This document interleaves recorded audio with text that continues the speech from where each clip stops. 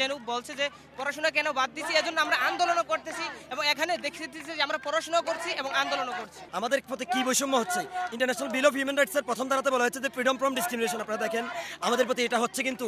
সকাল থেকে rail line অবরোধ দেখেছি এবং রেল লাইনের পর এখন সড়ক অবরোধ করছে এবং সড়ক অবরোধের পর এই মুহূর্তে চট্টগ্রামের যে টাইগার পাস রয়েছে সেই টাইগার পাসে শিক্ষার্থীরা কিন্তু আন্দোলনের পাশাপাশি বই হাতে নিয়ে কিন্তু তারা আন্দোলন করছে এবং তারা যেটি বলছেন সেটি হচ্ছে যে সরকার এবং প্রধানমন্ত্রী এবং প্রধান বিচারপতি তাদেরকে আন্দোলন ছেড়ে বই হাতে নেওয়ার জন্য যে বলেছেন সেই আদেশ পালন করার জন্য তারা বই হাতে নিয়ে রাজপথে বসে গেছেন।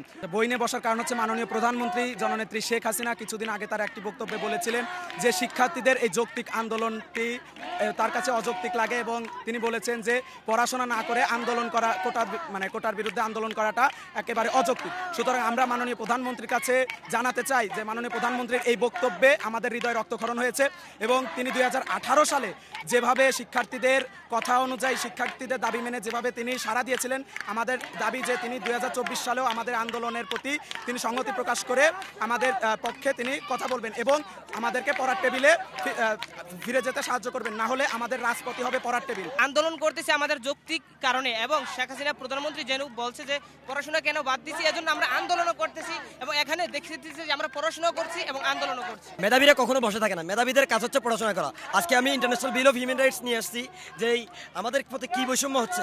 ইন্টারন্যাশনাল বিল অফ হিউম্যান রাইটসের প্রথম ধারাতে বলা হয়েছে যে ফ্রিডম ফ্রম ডিসক্রিমিনেশন। আপনারা দেখেন আমাদের প্রতি এটা হচ্ছে কিন্তু।